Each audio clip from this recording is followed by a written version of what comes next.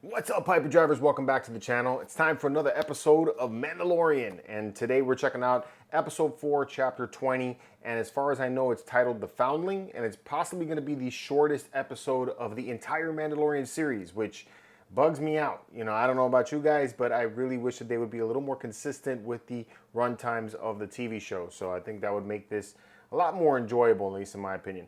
But anyway, if this is your first time on the channel here on the Hyperdrive, at least for the foreseeable future until the end of the Mandalorian series, which I think is another 4 weeks, we will be covering the Mandalorian episodes. On Wednesdays, I do a reaction to it, which is what you're tuning into today. And then on Thursdays, we come back for a review of it, and that will be a live review that you can jump in and join into and comment in the live chat, and just, you know, it's a great time. So if you like this kind of stuff, please hit the like button. It lets the YouTube algorithms know that we're doing a good job and pushes our channel forward.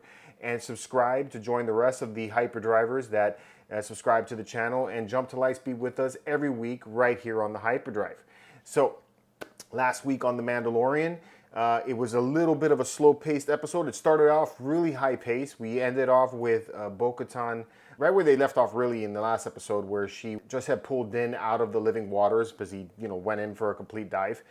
She saw a mythosaur, and she's kind of stunned by the whole thing. She doesn't let Din know what's going on, and I think the reasoning about that is that she is trying to make a power move. She still wants to rule Mandalore. She still wants to be the person that unites all the clans together, and that's my thoughts on that. Curious to hear what you guys think too. But the episode shifted real quick after a real amazing dogfight, space battle. I thought that was probably one of the best dogfights that I've seen in any Star Wars TV or movie. They bomb her castle, and Din and Bo take off, and they go to the Children of the Watch. But the episode takes a huge shift when we move into Pershing's story and seeing what's going on in Coruscant with the New Republic and how things have changed since they've taken over from the Empire. Kind of reminded me a little bit of an Andor episode where they did like a deep dive, maybe a little too deep. Pershing gets knocked out by Kane. She takes and betrays him, sets him up to do something that he wasn't supposed to be doing, and the High Republic zaps his mind, and she cranks that thing up to a hell of a high voltage because she's a little sadistic. I think she still works for Moff Gideon or for Admiral Thrawn. I don't know, but it's going to be one of those things in my opinion. Something like that I think is what's really going to happen. Everything that these guys do interconnects in some kind of way. So I think it's going to eventually make sense, but that's basically what happened. At the very end of the episode, we see Bo and Din finally making it to the Children of the Watch, and then they're accepted by them. It's because the both of them took a bath in the living waters. All right, so that was also interesting to see. I really wasn't expecting them to just accept Bo like that, but that's what happened. Let's get into the latest episode. It's time for some Mandalorian.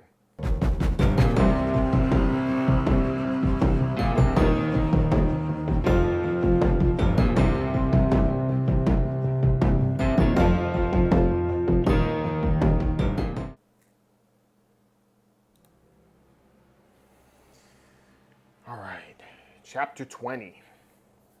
Now we're back with the Children of the Watch. Wow, there's a lot of them. It reminds me a lot of when Bo was with the Death Watch originally on Concordia. Don't wake up any more gators. Come on, dude. You could do a little more than move rocks around. Are those animals? Oh, they gotta be animals. Probably like little crabs. Yep. Ah, so he... See, I think that's kind of foreshadowing that Grogu is going to be talking to the Mythosaur. Just like, you know, he was able to control the Rancor in Book of Boba Fett. He's probably a lot like Ezra in that he can speak to animals. This is a good idea. If he is ever to rise from foundling to a prince, What are they going to do? He's like so small. challenges The training darts. It's cool they're giving that kid more of a part. Don't worry. My dad was the same way. That looks so ridiculous on him, though. It's like covers his whole arm. He doesn't know how to fire darts. He's got this. Then you're a little nuts, man. Begin. You ruined my robe. Ready. Begin.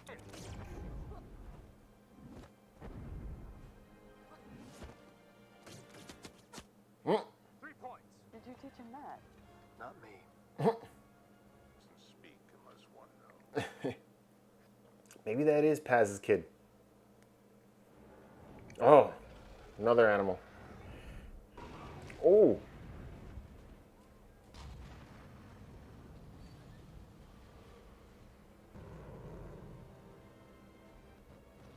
Gotta say, that things have endless gas. Haha, Bo's smarter. This is probably how Bo's gonna win them over. To its lair. I know how to get there. We should muster up a hunting party and join the Shriekhawk training team to accompany you. I will pack extended lariats for your long.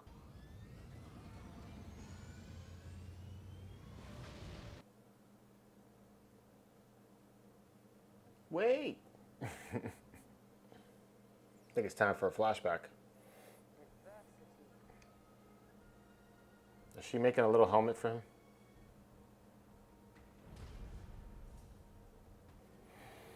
All right, here we go. Jedi Purge.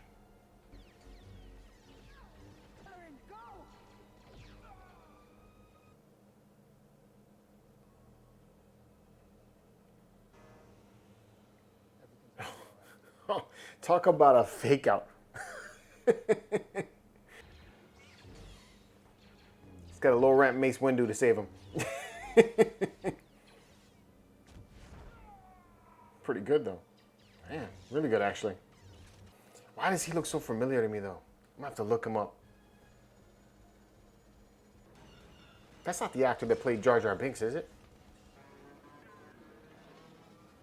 Hmm.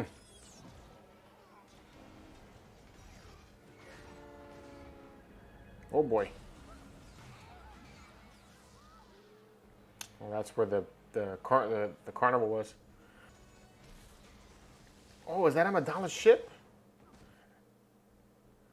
That's Padme's ship.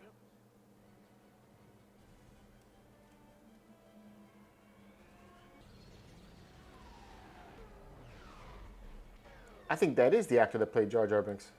Ahmed Best. And steel shall keep you safe as you grow stronger. That's a big piece of armor on the front. That was Ahmed Best. So technically Jar Jar Binks saved him. Pretty neat how they put him in Padme's ship too. That was cool. The target is on the top of this peak. If you eat when other people are around. You don't. When you get your food, go off. That is definitely a life of solitude.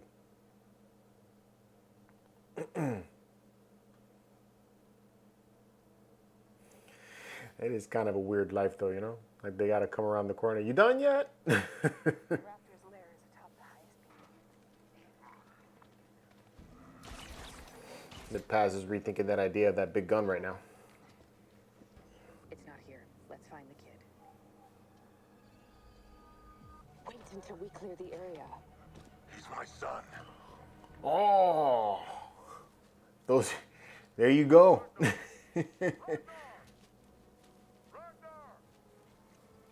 What the hell? Oh boy. Oh, he swallowed the kid? Oh, he went right into the mouth. How are they gonna catch it now? Damn. Oh crap, she lost her armor.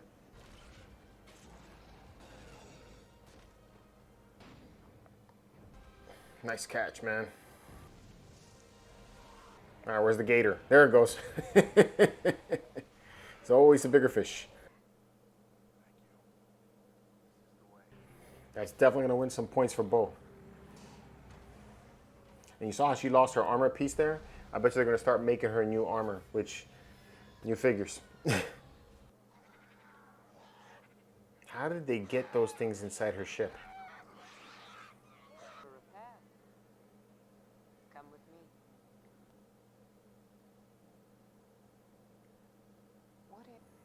we are definitely getting a new figure. Freaking Lucasfilm. A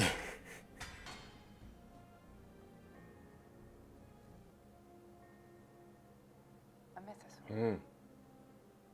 I would say you are very... I mean a real one. Beneath the living waters. To walk the way of the Mandalore, you will see many things. This is the way. Interesting that she chose to tell the armorer about that, right? All right, that was a pretty cool episode. We got the flashback, you know, as everybody thought, it was the Jedi Temple Purge. But what we didn't expect to see was Adam Best there, right? There's the character Kelleran Beck. So that character, I had to look it up while watching the episode and jumping back and forth right there real fast. But that character's from a TV show called Star Wars Jedi Temple Challenge. Let me just make sure that's the name of it again. Yeah, Jedi Temple Challenge, which was a kids show that appeared on StarWarsKids.com. So that was the cameo right there. But interesting enough, that is played by Ahmed Best, who played Jar Jar Binks. So Jar Jar Binks technically saved Grogu, and it was really neat that he jumped on Amidala's ship, on Padme's ship. Now, what I don't know there in the timeline is, did that had to happen in the time before she left to go see Anakin, right? So that means he had to go and save Grogu and then bring the ship back, unless there's two of those ships.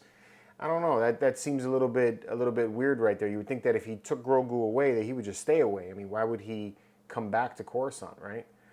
So that was pretty cool. But now at least we know who saved him, and it wasn't Mace Windu. The other parts, Paz Vizsla and his son, right? That's cool. A lot of you guys called that out right at the beginning, that was his son because of the looks he was giving him and everything. So very, very neat. I like that we're seeing more of the animal life on that planet, you know, and seeing that dragon-looking creature was kind of neat. And then you see how Bo-Katan is trying to adhere herself to the clan. But I think what her ultimate goal here is to try to bring the Death Watch under her, so she has a new clan of followers. Because remember, she lost everybody after she didn't get the Darksaber. So I think that what she's trying to do there is trying to get the Death Watch behind her. And at least if she has that at the beginning, that she could start to bring the other clans back under her fold. So I think that's why she let the armorer know there at the end that she saw a mythosaur. I think she's trying to test the waters with that. Honestly, I think that would have felt better on Din than it did on her, because I think she believes them to be extinct. I think Din would have taken her a little more seriously and probably gone with her to go see what it is and find out. You know, the funny thing about that whole thing is that she's worried about telling him is because Din has the Darksaber and the meaning behind him having it and everything. But I fully believe that Din would support her if she had said something to him, you know. So pretty neat. The whole chase after the dragon was pretty cool. I like that. And just overall, it was a pretty good episode. Again, super short though. You know, I don't like that these episodes are 30 minutes. It makes no sense to me why we can't just have 45-minute long episodes or an hour-long episode all the way through. I mean, every other network does that, and this is your premier best TV show on Disney Plus. This is the one, and you can't give us an hour-long episode for each episode episode. I really wish you guys would do that if you're watching Disney. So, but anyway, great episode in my opinion anyway. Let me know what you guys think about this one in the comments below, and until next time, may the Force be with you.